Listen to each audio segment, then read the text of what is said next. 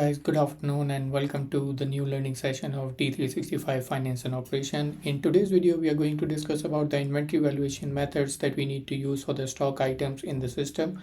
So in this video, we are going to discuss about the difference of two inventory valuation method. One is the inventory valuation, which is weighted average, and the other one is weighted average by date.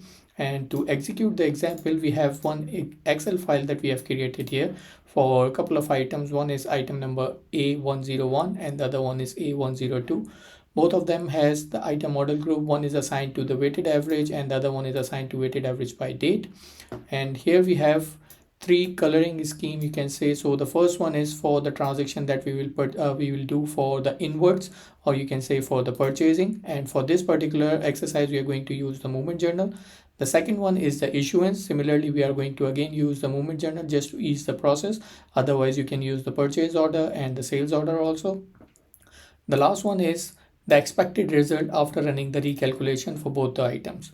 So this is the example that we need to run into the system, and we will execute it and see what are the expected results are.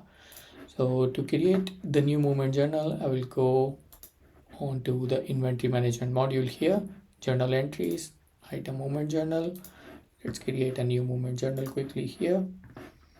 And if you see here in the Excel file, I have created three different transactions, or we are going to create three different transactions for the same item, or you can say for both of the items with three different dates. So the first one is 1st of February, then 15th, and then 29th.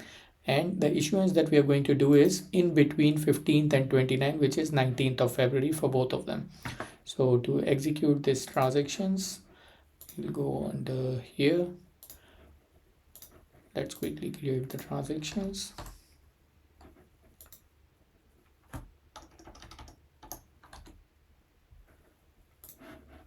Item A101. We are not concerned about the sites and the warehouse right now. So the first quantity is 10 with the cost price of 100. And the offset account that I'm using is the inventory adjustment. Then the same item I'm going to use again, but with the different date and with the different unit price. So next one is 15th of February, item A101, same site and warehouse, 1050 is the unit price, 1050 is the unit price, and the same offset account. One more line for 29th of February, item A101, 10 quantity again. This time I'm going to purchase it for 200 per unit. A10.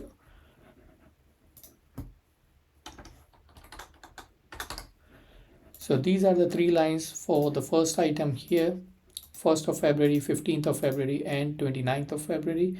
And then we are going to create the same three transactions with the same dates for the second item, which is A102. So let's go back, and I'm not creating the next movement journal, so I'm using the same 1st of February, item A102, 10 quantity, 100, 15th of February,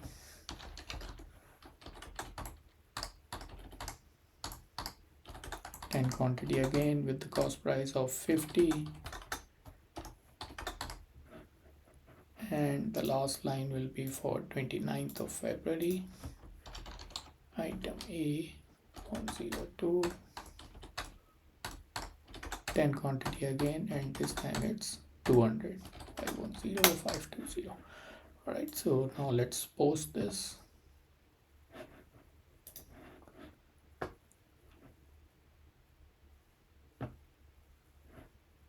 Once this will be posted, system will increase obviously the quantity by 30, and then with the respective unit price that we have. So currently what system will do, system will create the per unit cost as average, because we have not run the inventory closing or the inventory recalculation as of now.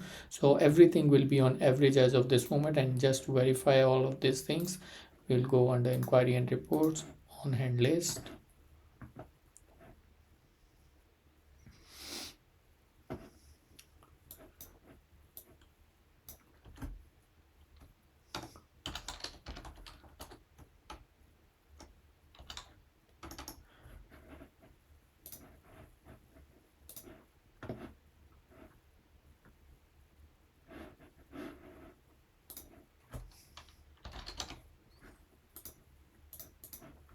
So these are the two items that we just created the transaction for. Both of them has 30 quantity each. And if I now see the total value is 3500, which is exactly the same as this. And the quantity that we have is 30. So my unit price should be 116.66 or 67. So here you can see for the unit price is 116 or 116.67. Similarly for item number 2, it's also the same, because as I mentioned before, before like till you do the inventory recalculation, system will do everything on average basis. So now let's create again a new movement journal, and this time for the issuance purpose. So let's go back on to the movement journal, and I will create the issuance that I will create, as I mentioned, between 15 to 29. Between 15 to 29th of February, I will create the issuance. So I will select 22 or 22nd of February. Select item, the first one, reducing 10 quantity. And for the second item also, item A102.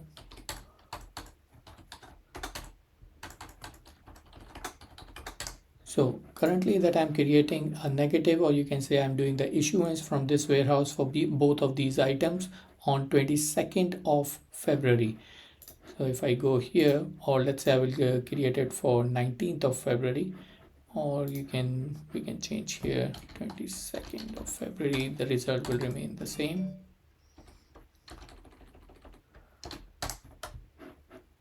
So the result will remain the same because it's again in between the second and the third purchases that we have. Let's do the issuance now. So the journal is posted. Let's go back onto the on-hand list. Apply. So these are the two items now. Like both of them has 20 quantity each. Let's go and check what is the unit price that system has suggested. So here, if you see, system has deducted 1166.67 for the first item, where I have the inventory model group selected as the weighted average.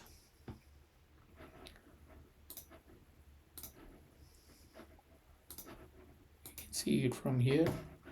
It is selected as weighted average for item A101. And for the second item, we have selected weighted average by date. If you want to see weighted average by date for the second item. So the first transaction that system has done for the issuance is on average, that is fine. And now if I want to check for the second item, it's again same for the second item also. Here, because we have not ran the recalculation as of this moment, so the expected result for this item, it should be this. We don't have to worry about this. But here, when we go and do the inventory recalculation, system should pick up the cost between these two only, because after 15th of February we are doing the issuance, and before 29th of February. So the average that we need system to calculate for us is in between these two dates, or before these two dates only. So here we will do the recalculation now for the items. And to do that, we need to go under inventory management module, periodic task, closing and adjustment, recalculation, and then I will select only these two items.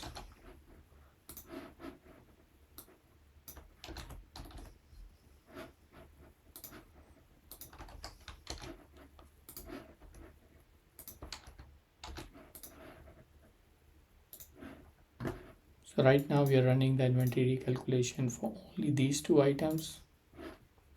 So The batch job is scheduled. We need to wait for a couple of minutes just to see the result of the inventory recalculation.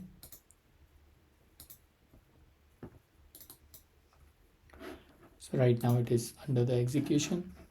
So let's just wait for a couple of minutes.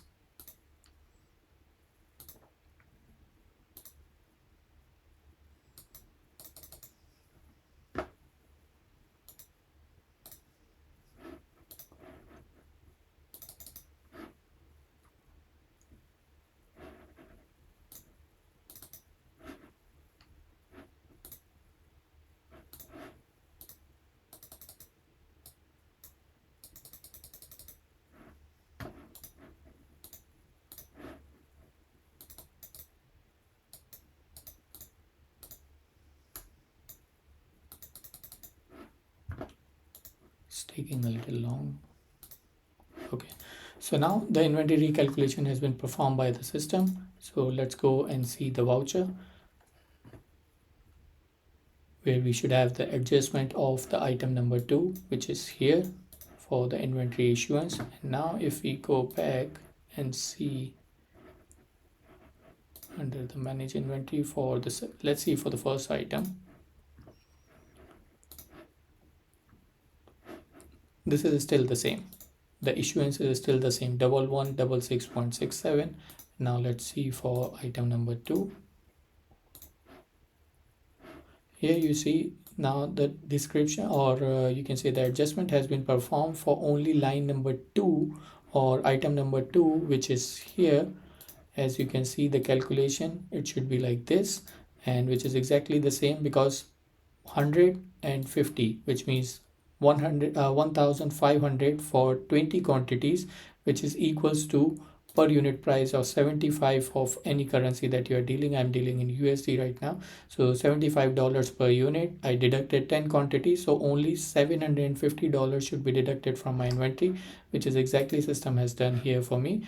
And the transaction of my adjustment has been performed for my inventory adjustment. Obviously this depends on your posting profile that you have set up under the inventory management module and the postings. So this is basically how the system works. When we have the inventory valuation method selected as weighted average by date, so it will take the average only till the last purchase of your issuance. So here we have done the issuance on 19th, or you can say 22nd of February. So before 22nd of February, system has found only these two transactions and performed the average calculation for these two transactions only. If there are some more transactions, so obviously it will calculate based on that, but before 22nd or 22nd of February, it will not consider 29th of February as a purchase when the weighted average when the model group is selected as weighted average by date. Otherwise, if it is selected as weighted average, system does not concern about what are the transaction dates or at what date you are doing the issuance. Hence here we have three transactions, first 15th and 29th of February, and we did the issuance of 22nd of February. So system will consider all these three transactions and will perform the transaction and deduct your quantities per unit price as the average, which is based on all three transactions. So this is basically the simple module, or you can say the simple difference between weighted average and weighted average by date. I hope this video you find this video a little helpful for you.